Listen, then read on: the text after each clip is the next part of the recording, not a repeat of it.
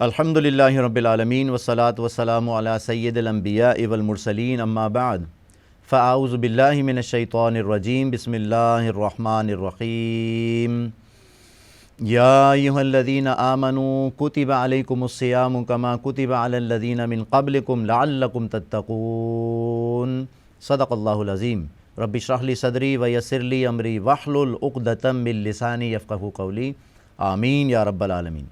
محترم ناظرین کرام، السلام علیکم ورحمۃ اللہ وبرکاتہ۔ اللہ کا پیغام مومنوں کے نام سیریز میں آج انشاءاللہ جس آیت مبارکہ کا ہم مطالعہ کریں گے وہ سورۃ البقرہ کی آیت نمبر 183 ہے۔ یہ بات آپ کے علم میں ہے کہ سورۃ البقرہ مدنی صورت ہے، اور اس آیت مبارکہ میں اللہ سبحانہ وتعالیٰ نے روزے کی فرضیت اور اس کی حکمت بیان فرمائی ہے۔ رب کائنات ارشاد فرماتا ہے، یا ایھا الذین آمنوا کتب علیکم الصیام، اے لوگو جو ایمان لائے ہو تم پر روزہ رکھنا فرض کر دیا گیا، کما کتب علی الذین من قبلکم، جیسے تم سے پہلے لوگوں پر فرض کیا گیا تھا، لعلکم تتقون، اور روزہ اس لیے فرض کیا گیا تاکہ تمہارے اندر تقوی پیدا ہو، پرہیزگاری پیدا ہو، تم پرہیزگار رہو۔ ناظرین کرام، اس آیت مبارکہ کے حوالے سے دو باتیں نوٹ کرنے کی ہیں۔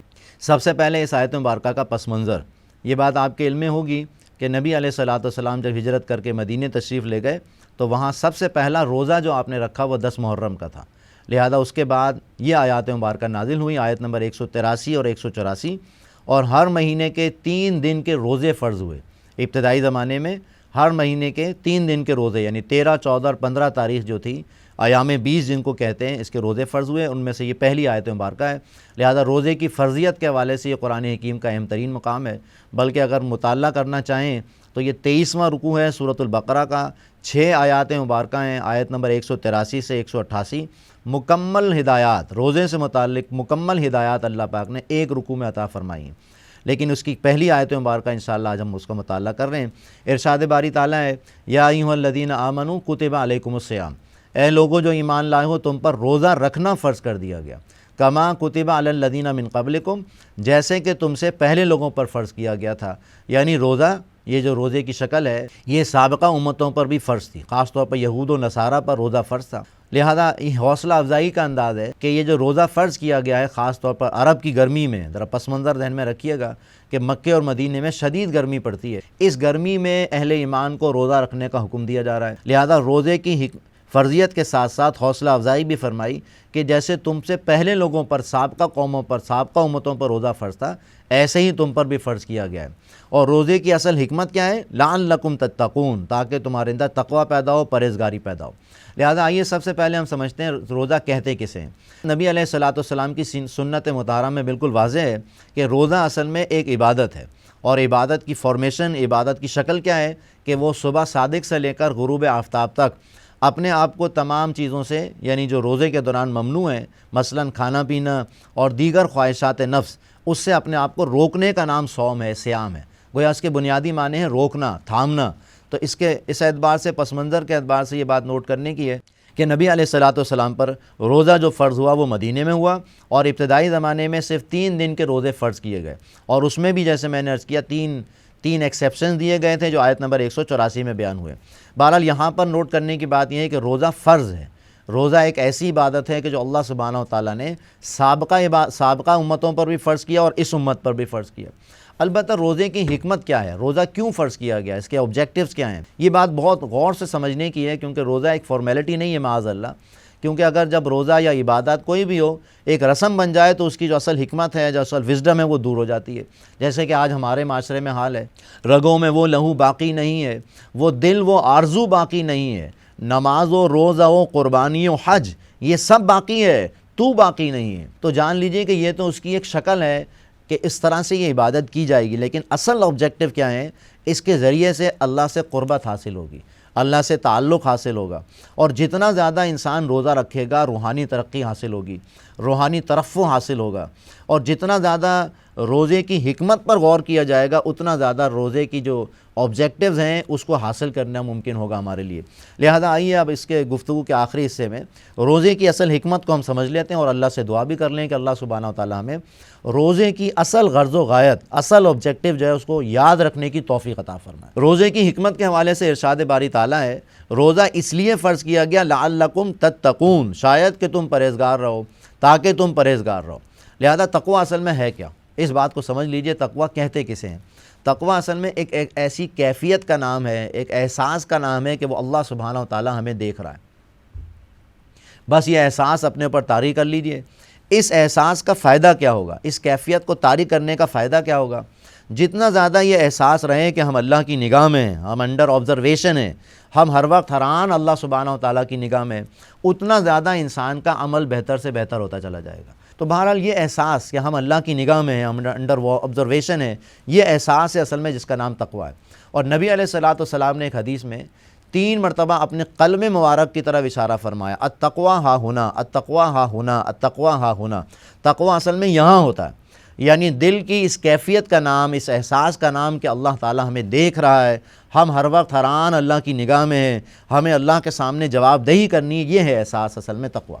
لہذا قرآن حکیم میں 67 مرتبہ 67 ٹائم اللہ سبحانہ و تعالیٰ کا تقویٰ اختیار کرنے کا حکم دیا گیا۔ وجہ کیا ہے کہ جتنا زیادہ تقویٰ خدا خوفی بڑھتی چلی جائے گی، اتنا زیادہ انسان کا عمل بہتر سے بہتر ہوتا چلا جائے گا، پرفیکشن کی طرف جائے گا، خوبصورتی کی طرف جائے گا، روحانیت کی طرف بڑھتا چلا جائے گا۔ لہذا اللہ سے دعا کریں اللہ پاک روزے کے دوران ہمیں اس احساس کو بیدار رکھنے کی توفیق عطا فرمائے کہ اللہ ہمیں دیکھ رہا ہے۔ یہ اصل میں انسان کی روحانی ترقی اور تربیت کا بھی ایک بہت زبردست ذریعہ ہے۔ ہمارے جسم میں، ہمارے وجود میں 2 چیزیں ہیں، ایک ہمارا جسمانی وجود ہے، ایک ہمارا روحانی وجود ہے۔ تو جسمانی وجود تو بظاہر روزہ رکھ کے تھک رہا ہے، اس کو کمزوری ہو رہی ہے، لیکن کون سی شے ہے جو کہ ترقی پا رہی ہے، ترفع پا رہی ہے؟ وہ ہے روحانی وجود۔ لہذا اپنے روحانی وجود کو زیادہ سے زیادہ اللہ کے قریب کرنے کا سب سے بہترین ذریعہ روزہ ہے۔ لہذا اب آئیے ذرا فوکس کیجئے تقوی پر۔ تقوی کہ میں نے عرض کیا کہ اس کی کیفیت اس احساس کا نام ہے کہ اللہ ہمیں دیکھ رہا ہے۔ 67 مرتبہ اگر قرآن حکیم اس پر ایمفیسائز کر رہا ہے، اس پر زور دے رہا ہے، تو لازماً اس کی اہمیت سب سے زیادہ ہے۔ ہمارے دین میں جڑ اور بنیاد ہے تقوی۔ لہذا 3 باتیں صرف میں آپ کے سامنے عرض کرتا ہوں کہ موجودہ دور میں خاص طور پر اس عذاب سے، اس آزمائش سے نکلنے کا ذریعہ کیا ہے؟ اللہ کا تقوی اختیار کیا جائے۔ سورہ طلاق میں رب کائنات ارشاد فرماتا ہے وَمَن يَتَّقِ اللَّهَ يَجْعَل لَّهُ مَخْرَجًا، جو اللہ کا تقوی اختیار کرے گا، اللہ سے ڈرے گا، اللہ کی نافرمانی سے بچے گا، اللہ تعالیٰ اس کے لیے مصیبت سے نکلنے کا راستہ بنا دے گا۔ آج پوری دنیا کے حکمران پریشان ہیں کہ اس مصیبت سے نکلیں کیسے۔ ڈونلڈ ٹرمپ ہو یا انگلینڈ کا وزیر اعظم ہو یا ہمارے حکمران ہو، یہ سارے کے سارے لوگ پریشان ہیں، باخدا پریشان ہیں کہ اس مصیبت سے نکلیں کیسے۔ ہماری ٹیکنالوجی، ہماری صلاحیتیں، ہماری ساری کے ساری سائنس کی ترقی ایک طرف ڈھیر پڑی ہوئی ہے، اور وہاں اللہ سبحانہ و تعالیٰ کا عذاب ہمارے سروں پر سوار ہے۔ تو اس مصیبت سے نکلنے کا راستہ وَمَن يَتَّقِ اللَّهَ يَجْعَل لَّهُ مَخْرَجًا، اللہ تعالیٰ فرماتا ہے سورہ طلاق میں، جو اللہ سے ڈرے گا، اللہ کی نافرمانی سے بچے گا، اللہ کو راضی کرے گا، اللہ کی ناراضگی سے اپنے آپ کو بچائے گا، اس کے لیے اللہ سبحانہ و تعالیٰ مخرج، یعنی اس مصیبت سے نکلنے کا راستہ بنائے گا۔ وَيَرْزُقْهُ مِنْ حَيْثُ لَا يَحْتَسِبُ، اور وہاں سے اس کو رزق عطا فرمائے گا جہاں سے اسے گمان بھی نہیں ہوگا۔ آخری بات یہ ہے کہ جتنا تقوی اختیار کیا جائے، جتنا زیادہ اللہ کی نافرمانی سے بچا جائے انفرادی اور اجتماعی سطح پر، اتنا زیادہ قرآن حکیم سمجھ میں آئے گا، اتنا زیادہ قرآن حکیم سے ہدایت حاصل ہوگی۔ اللہ پاک فرماتا ہے الف لام میم ذالک الکتاب لا ریب فیہ ھدی للمتقین، یہ قرآن حکیم ہدایت ہے متقین کے لیے۔ تقوی حاصل ہوگا روزہ رکھ کر، اور پرہیزگاری کا ایک کیفیت حاصل ہوگی۔ اب اس پرہیزگاری کی کیفیت کے ساتھ جب قرآن پڑھا جائے گا، خاص طور پر رات کے وقت تراویح یا تہجد میں یا قیام اللیل میں، تو یہ قرآن حکیم ہمارے لیے ہدایت کا سامان بنے گا۔ اور آخری بات آج کی یہ ہے، سمجھنے کی بات یہ ہے کہ دنیا میں سب سے بڑی نعمت کیا ہے؟